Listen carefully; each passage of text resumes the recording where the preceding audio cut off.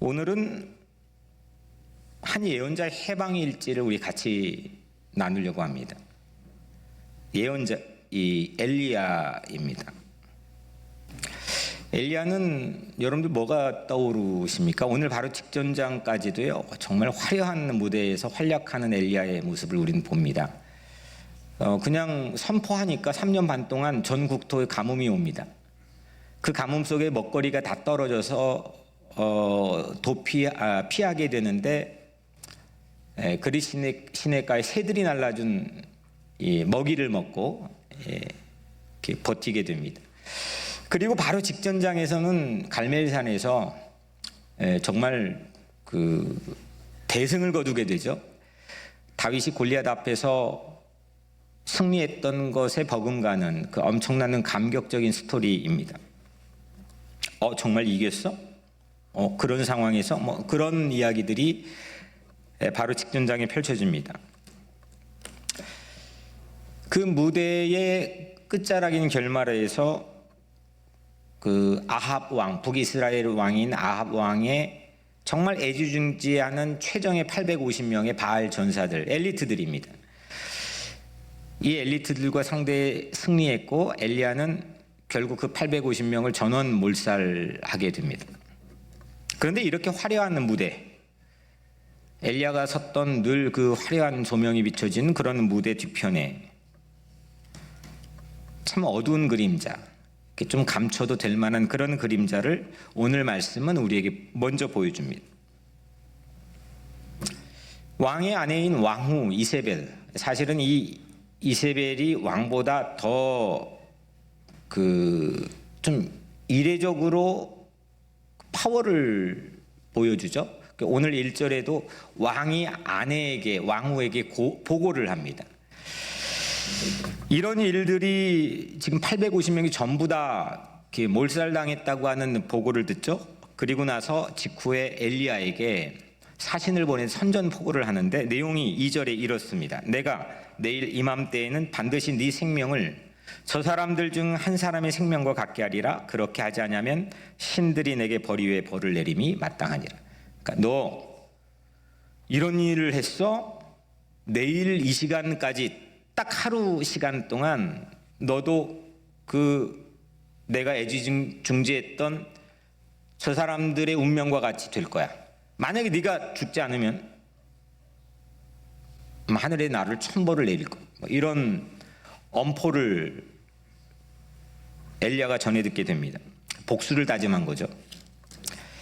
근데 여러분들 생각해 보십시오. 이 여인이 아무리 권력자지만 이 여인이 말 한마디 한 겁니다. 아직 실행하지 않았습니다. 그런데 그 말 한마디로, 그것도 바로 직전까지 히어로였던 이 엘리야가 어떻게 무너지는지, 얼마나 쪼는지, 얼마나 모든 게 그냥 와자장하고 무너지는지 믿기지 않는 모습을 우리에게 보여줍니다. 3절에 이렇게 시작하죠. 그가 이 형편을 보고, 그는 엘리야입니다.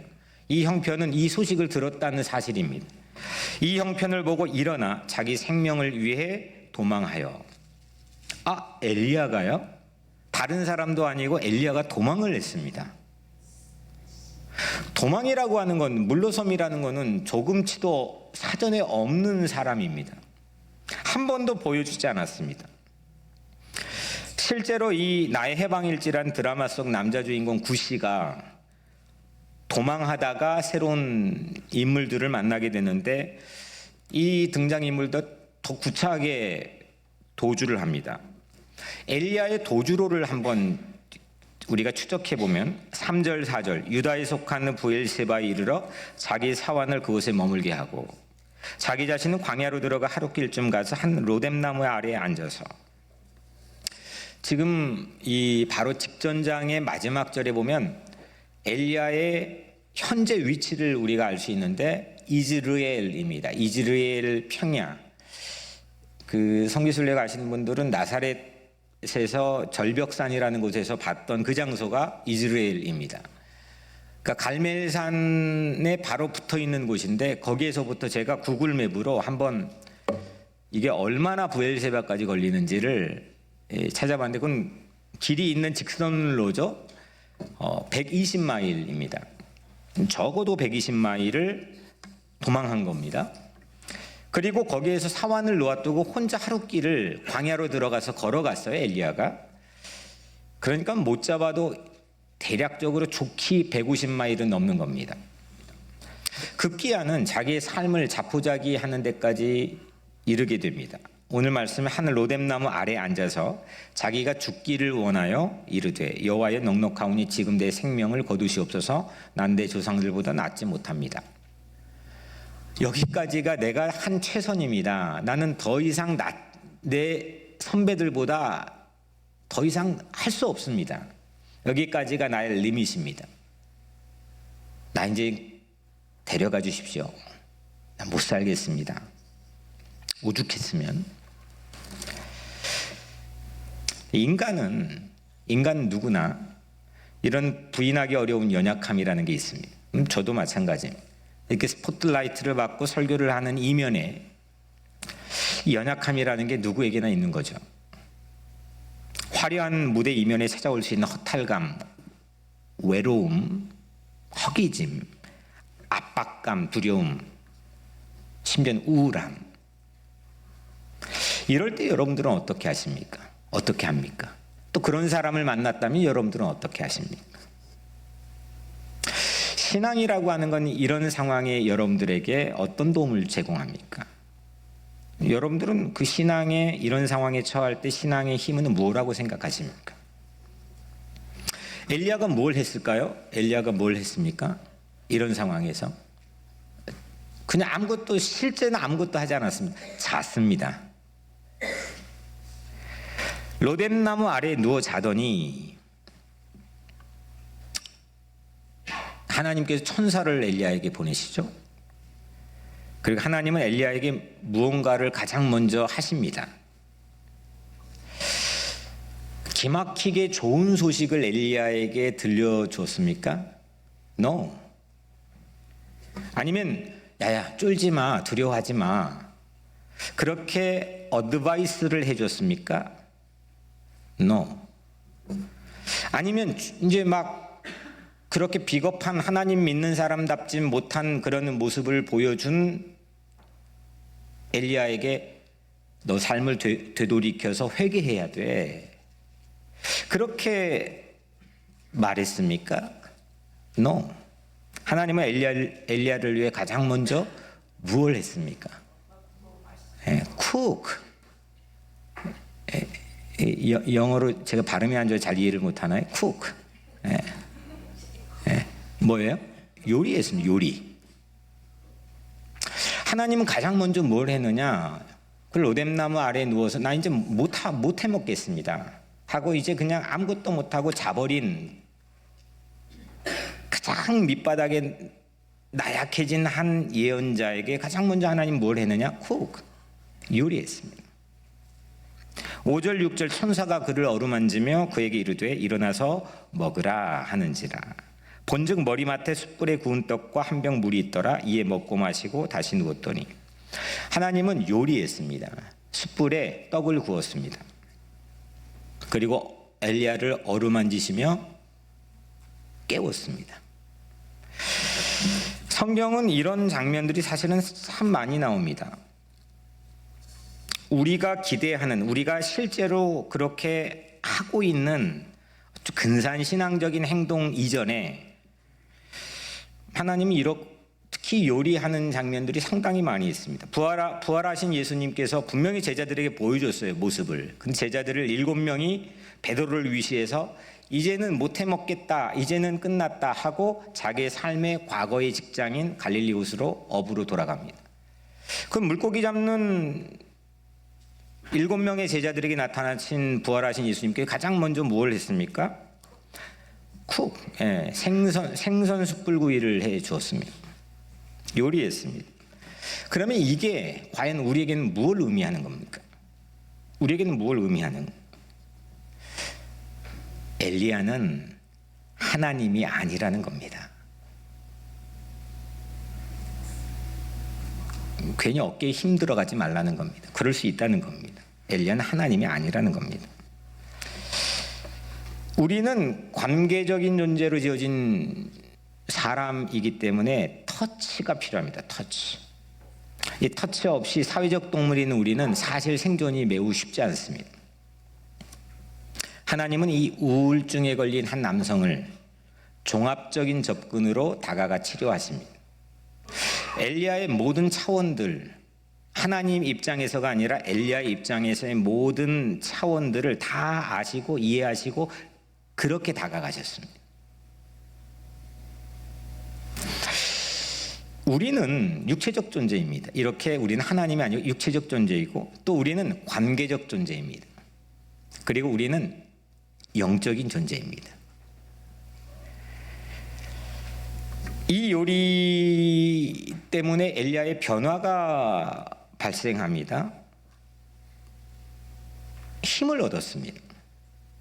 8절 일어나 먹고 마시고 그 음식물의 힘을 의지하여 어떤 현상이 일어났냐? 그 힘의 결과는 40주 40야를 가서 하나님의 산 호렙에 이르니라. 엘리야는 그냥 잤죠. 하나님이 요리하셨죠. 엘리야는 한 게 없는데 엘리야가 딱 한 게 있습니다. 뭐였냐? 잘 먹었습니다. 그리고 잘 잤습니다. 그리고 그 요리로 힘을 얻은 것을 보여주고 있습니다. 사막입니다. 지금 이 이스라엘 남쪽 네게브 사막 광야를 가보신 분은 알겠지만 일반적인 즉 애리조나의 사막과는 차원이 다릅니다. 그냥 땅이 찢어지는 거친 땅입니다. 거기를 여러분들 40일 동안 밤낮을 걸어갈 힘을 얻었습니다. 4시간 동안 사막을 걷는다고 해도 아마 목이 타가지고 사람이 그 갈증에 지쳐버릴 건데 이미 번아웃 돼버린 엘리야의 고스란히 솔직한 모습을 우리가 살펴봤는데 그런 엘리야가 40주 40야를 어떻게 걸어갑니까? 사막을. 그렇게 걸어갈 힘, 파워를 얻었습니다. 무엇 때문에요? 하나님의 요리 때문. 또 구글 맵을 사용해 가지고 거리를 한번 재봤습니다. 아까 갈멜산부터 로뎀나무까지 거리가 대략 한 어느 정도로 추정된다고 했죠? 150마일. 이번에 그러면 로뎀나무에서 호렙산까지 40주 40야를 그 식물이 힘을 의지하여 걸어갔는데 거기 거리를 재보니까 그러니까 지금 있는 길 직선로죠. 300마일입니다. 2배입니다. 아니야.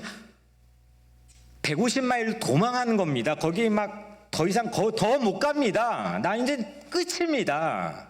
난 자포자기 할 겁니다. 그게 맥시멈 150마일이었는데 그걸 넘어서서 300마일을 걸어가게 한 힘은 뭐냐? 하나님의 요리였습니다. 다른 흔적이 없지 않습니까? 대선배 모세가 십계명을 받았던 그 거룩한 성산, 똑같은 이름이 시내산이죠. 호렙산. 엘리야는 지금까지 한 번도 가본 적도 없고 갈 거라고 생각도 못했을 그 호렙산, 광야 한복판에 출애굽했을 때만 갈 수 있는 그 유일한 광야 한복판에 있는 성산, 거기까지 갔습니다. 하나님의 요리 때문입니다. 이렇게 우리는 하나님의 요리를 살펴봤습니다. 그럼 또 하나님은 뭘 하셨느냐? 이제 엘리야가 호렙산까지 갔죠. 호렙산 부근의 한 그 굴에 들어갔습니다. 동굴에 들어갔습니다. 하나님이 그 동굴에 있는 엘리야에게 이렇게 물었습니다. 9절에 엘리야야, 네가 어찌하여 여기 있느냐? What are you doing here, Elijah? 뭐 하고 있니?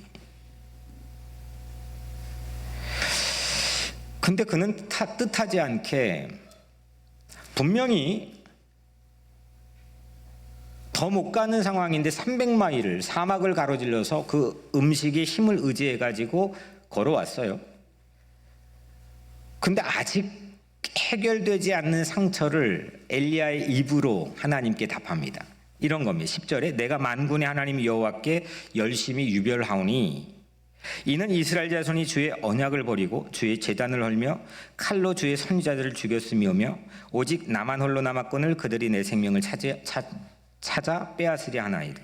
하나님, 내가 얼마나 진짜 특심이 유별합니까? 하나님을 향해서 내가 얼마나 하나님 예배 쳐서 그 하나님의 귀한 예언자들을 아낍니까? 그런데 다른 사람도 아닌 내 백성이 아합, 이사벨 모두 백성들 다 자기 백성들입니다. 내 고국의 내 동포 내 백성들이 그 예배 처소를 파괴했습니다. 그리고 내 동료들인 예언자들을 전부 살해했습니다. 이 상처가 남아있는 겁니다. 어떻게 이럴 수 있습니까? 이 분노, 일종의 배신감입니다. 우울감은 벗어나서 걸어갈 힘을 우리에게 보여줬지만 두려움, 공포, 일종의 분노, 이건 여전했습니다. 그때 하나님이 액션을 합니다. 하나님이 지나가시는데 강한 바람이 일어납니다. 그 강한 바람의 강도가 오늘 말씀에 바위를 부술 정도의 강한 바람이었습니다. 그런데 오늘 신기하게도 오늘 말씀에 그 바람 안에 하나님이 계시지 않았습니다. 이어서 지진이 일어났습니다. 땅이 흔들렸습니다. 그런데 오늘 말씀에 그 지진 안에 하나님이 계시지 않았습니다. 이어서 불이 났습니다. 근데 그 불 속에 하나님께서 역시 안 계셨습니다. 그리고 하나님의 정말 하나님다우신 멋진 치료가, 두 번째 치료가 시작이 됩니다. 12절 마지막 부분에 불 속에 세미한 소리가 있는지라. 세미한 소리가, gentle whisper, 부드럽고 고요한 속삭임입니다. 하나님의 속삭임. 하나님의 부드러운 속삭임이 엘리야에게 들려온 겁니다. 하나님은 요리에 이어서 속삭임으로 일하셨습니다. 갈멜산의 웅장한 미라클에 익숙한 엘리야입니다. 늘 무대에서 스포트라이트를 받고 대중들의 기대보다 훨씬 더 뛰어난 그런 액션을 보여줬던 그런 히어로입니다. 거기에 익숙한, 한편 그 웅장함 이면에 짙은 우울한 그림자를 이건 그냥 감추고 덮어버려도 될 텐데 이걸 자기의 해방일지에 고스란히 우리에게 공개했습니다. 그런 엘리야에게 하나님은 강한 바람도 아니고 강한 지진도 아니고 강한 불도 아니고 거기엔 하나님이 안 계셨습니다. 세미한 목소리를 듣게 하십니다. 속삭임 속에 하나님이 계셨습니다.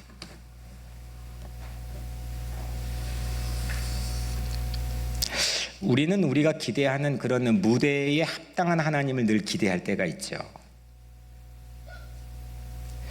그 무대 뒷면에서 그냥 지쳐버린, 나가 떨어진 그런 우리의 삶의 모습에서도 여전히 그 기대만이 나의 소망이라고 생각할 때도 있습니다. 하나님께서는 우리의 상황에 채널을 맞추어서 매우 부드러운 고요한 속삭임으로 오늘 엘리야에게 자신의 목소리를 들려줬습니다. 하나님은 거기에 계셨습니다. 이게 오늘 한 예언자가 읽어주는 자신의 해방 일지입니다. 여러분들 삶에는 그런 해방 일지를 쓰신다면 어떤 내용이 담겨 있을 것 같습니까? 여전히 여러분들이 고군분투한 노력, 아무것도 할 수 없는 환경과 상황이었지만 그건 내가 기도했고 내가 설교를 들었고 내가 뭘 했고 내가 헌신했고 내가 뭐 했고 그런 흔적의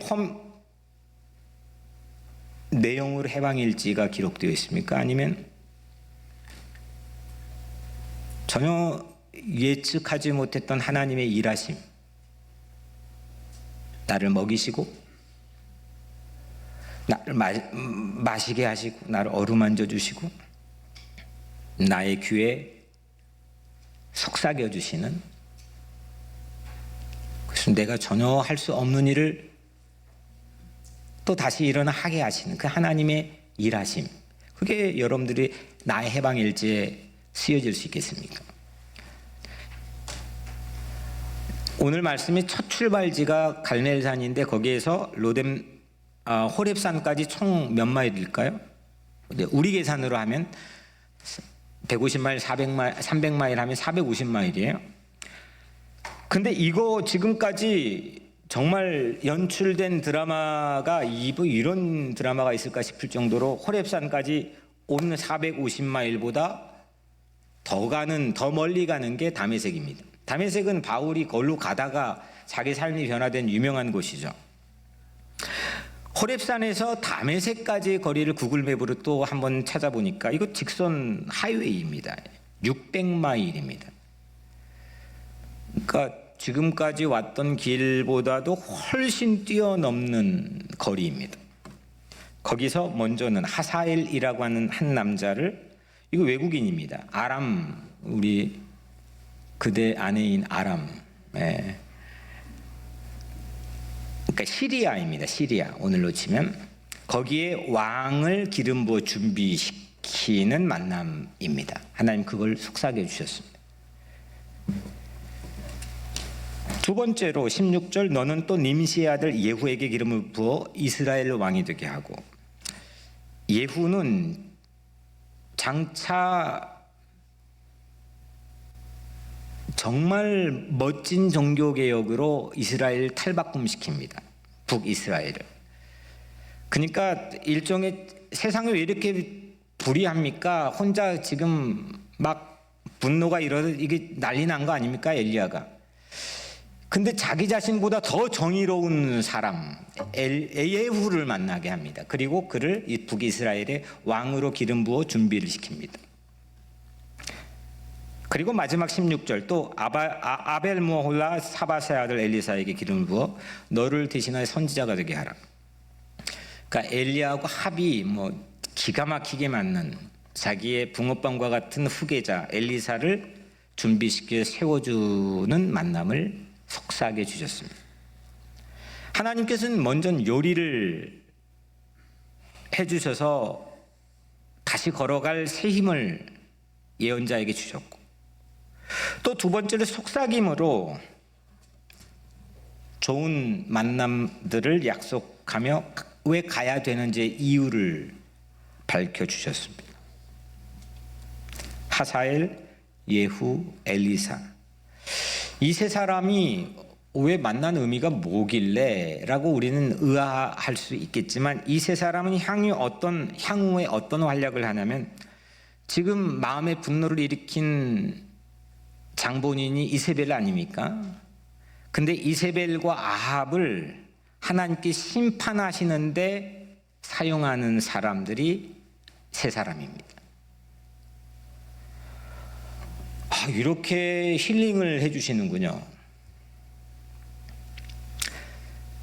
세 사람과의 만남은 또 어떤 기대를 우리에게 보여주냐면, 오늘 마지막 절 18절, 그러나 내가 이스라엘 가운데서 7,000명을 남기리니 다 바알에게 무릎 꿇지 아니하고 다 바알에게 입 맞추지 아니한 자니라.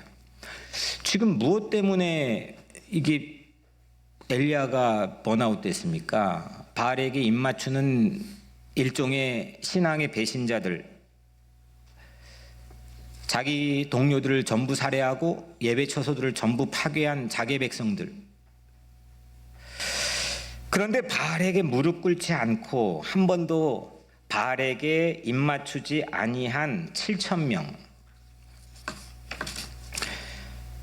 세 사람에게 기름 붓는 일은 바알에게 이렇게 무릎 꿇지 않고 입 맞추지 않는 7,000명을 품고 있는 만남들입니다. 세 사람이 7,000명이 되는 것은 몇 배가 뛰는 겁니까? 2333배입니다. 2333배를 아무리 용을 쓴다고 해도 엘리야가 어떻게 이거를 얻어낼 수 있겠습니까? 산수로 되지 않는 겁니다. 자기의 노력으로 되지 않는 겁니다. 그런데 2333배의 정의로운 대군, 바알에게 단 한 번도 무릎 꿇지 않고 한 번도 입맞추지 아니한 순결한 정의의 대군을 하나님께서는 세 사람과의 만남을 통해 약속해 주시는 겁니다. 여러분들 엘리야라면 어떻겠습니까? 이 약속으로 하나님은 엘리야의 공포, 우울, 분노를 전부 해방시켜 줬습니다. 사람은 아무리 엘리야처럼 의로운 일을 많이 하고 의로운 삶에 대한 기대와 그런 의로운 욕구를 가지고 있다고 해도 이런 무대 뒤편에 아주 망가져버린 연약한 그런 삶의 함정들이 있습니다. 못 일어나는 상황, 내 힘으로 안 되는 상황, 그냥 몸부림쳐도 움직여지지 않는 상황, 하나님께는 해방시켜 주셨습니다. 이게 자기 해방 일지입니다. 사랑하는 여러분, 우리 해방 일지를 썼으면 좋겠습니다. 아직 내 삶이 주어져 있는 시간이 있다면 내 삶의 여백의 공간에 오늘 엘리야처럼 나의 해방 일지를 채워가면 좋겠습니다. 지금 바로 여기를 부엌 삼아서 요리해 주실 하나님의 부드러운 목소리, 부드러운 손길, 우리는 먹고 자고 듣고 하면 됩니다. 하나님 먹이시고 속삭여 주시기 때문입니다. 좋은 동역자를 만나고 세워주실 새로운 관계로 올 한 해도 우리 교회 공동체 해방일지를 채워가면 좋겠습니다. 갈멜산 무대비에서는 너무 초라하고 시시한 그 로뎀나무 아래 한 동굴 안에 한 예언자가 아파했던 그 자리는 여전히 우리에게도 아파하는 곳으로 있기도 합니다. 그런데 바로 거기가 바로 나의 해방 일지가 써지는 치유의 자리입니다. 2333배가 숨겨진 세 사람 만나는 꿈을 가지고 해방 일지를 채워가는 올 한 해 여러분들의 삶이 되기를 주님의 이름으로 간절히 축복합니다.